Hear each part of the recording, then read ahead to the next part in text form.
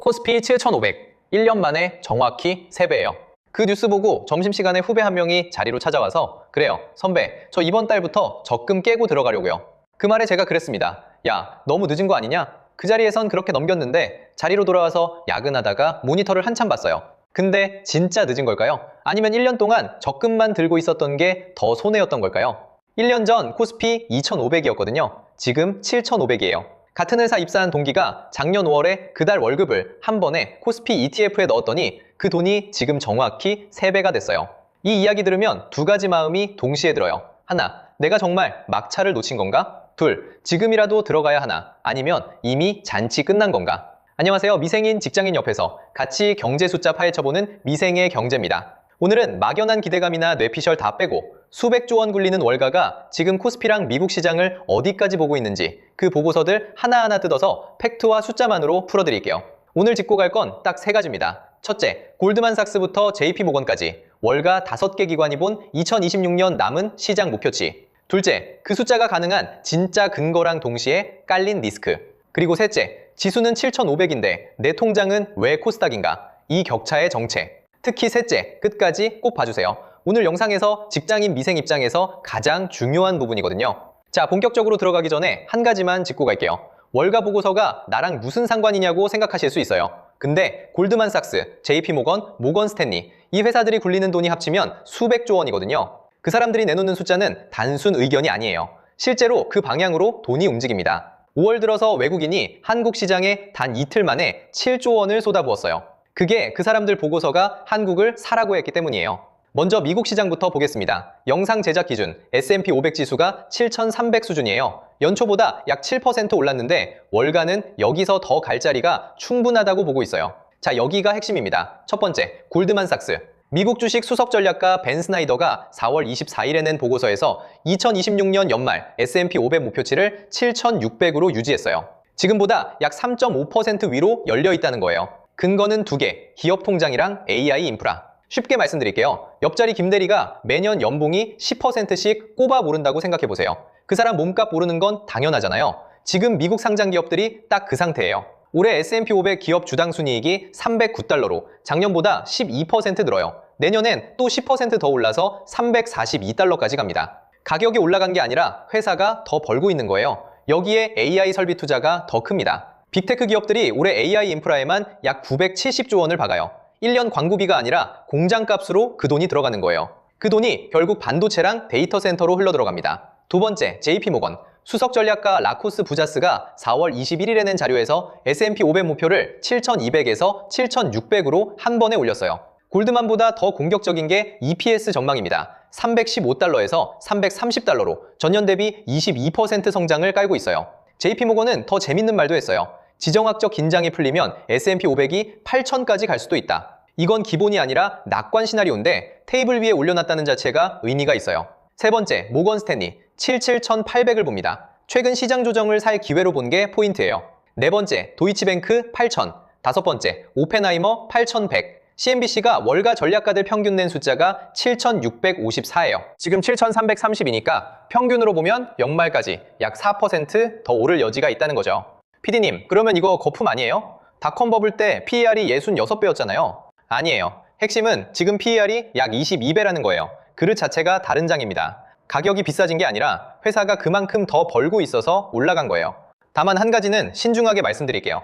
이 숫자들은 시나리오예요. 맞는다는 보장은 누구도 못합니다. 방향성을 보는 거지 적중을 약속하는 게 아니에요. 자, 미국은 이 정도로 정리하고 진짜 우리한테 중요한 한국 시장으로 넘어갈게요. 코스피가 지금 7,500선이에요. 장중에는 7,530까지 찍기도 했고요.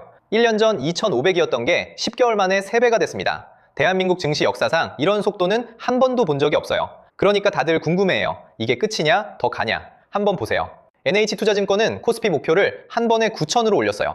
원래 7,300 부르다가 한 번에 9,000 찍은 거예요. 골드만삭스는 더세요. 영상 제작 후에도 코스피 목표를 9,000으로 올해만 4번째 상향했어요. 한국을 가장 확신하는 투자처로 꼽았고요.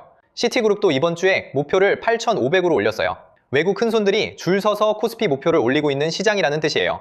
이 숫자가 가능한 근거가 3개의 엔진입니다. 엔진 하나, 반도체 슈퍼사이클입니다. 삼성전자랑 SK하이닉스 1분기 합산 영업이익이 95조 원이에요. 연환산 400조 원 페이스고요. 특히 SK하이닉스가 영업이익률이 72%입니다. 신입사원이 100만원짜리 매출을 올렸는데 그중 72만원이 회사 순이익으로 남는다고 생각해보세요. 결제 서류 검토하던 부장님이 숫자 다시 보라고 할 거예요. 현실에서는 거의 불가능한 장사를 지금 SK하이닉스가 하고 있어요. 2분기 영업이익 전망이 64조, 양사 합치면 연간 영업이익이 600조에 달할 수 있다는 전망까지 나옵니다. 2년 전엔 상상도 못했던 숫자예요. 엔진 둘, 구조 변화 3가지가 동시에 터지고 있어요. 첫째, MSCI 선진국 지수 편입 기대감. 6월에 관찰 대상국에 올라가면 글로벌 자금 수조 원이 자동으로 한국 시장에 꽂혀요. 둘째, SK하이닉스 미국 상장. 7월 4일 미국 독립기념일을 목표로 6월, 7월 중 준비 중인데 지금 하이닉스 주가가 미국 마이크론 대비 반값도 안 돼요. 미국에서 거래되기 시작하면 그 격차가 좁혀질 가능성이 있어요. 셋째, 외국인 통합계좌. 이게 진짜 게임 체인저인데 미국 개미가 이제 한국 계좌 없이도 바로 삼성전자를 살 수 있게 됐어요. 외국 손님이 한국 매장에서 회원 가입 안 하고도 바로 결제되는 시스템이에요. 그 결과가 5월 이틀간 외국인 7조 원 순매수입니다. 역사적으로 손에 꼽히는 기록이에요. 엔진 셋, 기업 거버넌스 개혁이에요. 자사주 소각이 의무화됐고 배당이 늘고 있고 주주가 무시당하던 시장이 바뀌고 있어요. 비유하면 본사 1층 직원 식당이 갑자기 외부 손님 받는 푸드코트로 리모델링된 격이에요. 입구도 활짝 열렸고 외국어 안내판도 붙고 주차장도 늘렸어요. 손님이 늘어나는 건 그 자체로 자연스러운 결과죠. 여기서 신중하게 한 줄 짚을게요. 구조가 바뀌고 있다는 신호가 여러 개 동시에 터졌어요. 다만 이게 영구 변화인지 일시 유행인지는 한두 해 더 봐야 합니다. 월가가 영구 변화로 본다는 거지 그게 사실이라는 보장은 또 다른 얘기예요. 자, 여기가 진짜 핵심입니다. 셋째 챕터, 끝까지 봐달라고 한 부분이에요. 방금 외국인이 5월 이틀간 7조 원 쏟아부었다고 했죠? 근데 이 7조가 어디로 갔을까요? 거의 100%가 삼성전자랑 SK하이닉스예요. 비유하면 회사 야유회 회비 7만 원 걷어서 부장님한테 맡겼더니 그중 95%가 부장님 1차 회식비로 갔어요. 그게 지금 코스피 시총 구조입니다. 두 종목이 코스피 전체 시총의 45%예요. 이건 그냥 통계가 아니라 직장인 통장에 직격으로 꽂히는 얘기예요. 지수가 7,500 찍었다고 좋아하는데 코스피 종목 중에서 실제로 오른 종목이 10개 중에 3개예요. 나머지 7개는 제자리거나 오히려 떨어졌어요. 반도체를 빼고 계산하면 코스피는 아직 4,100 수준이라는 분석까지 나와요. 같은 본사인데 1층 영업팀 KPI는 6배 뛰었고 5층 지원팀 KPI는 그대로 멈춰있는 거랑 똑같습니다. 코스피 7,500, 코스닥 1,277, 격차가 거의 6배예요. PD님, 그래서 코스피 7,500인데 지금 들어가면 막차 아닌가요? 아니에요. 핵심은 어디 종목을 들고 있느냐예요.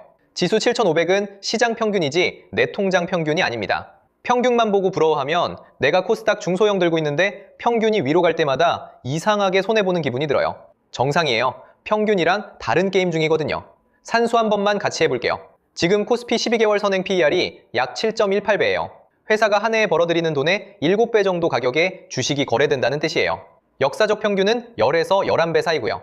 그러니까 평균에 비하면 아직 싸다는 산수가 나옵니다. PER이 평균인 10.8배까지만 회귀해도 코스피는 산수적으로 만점을 넘어요.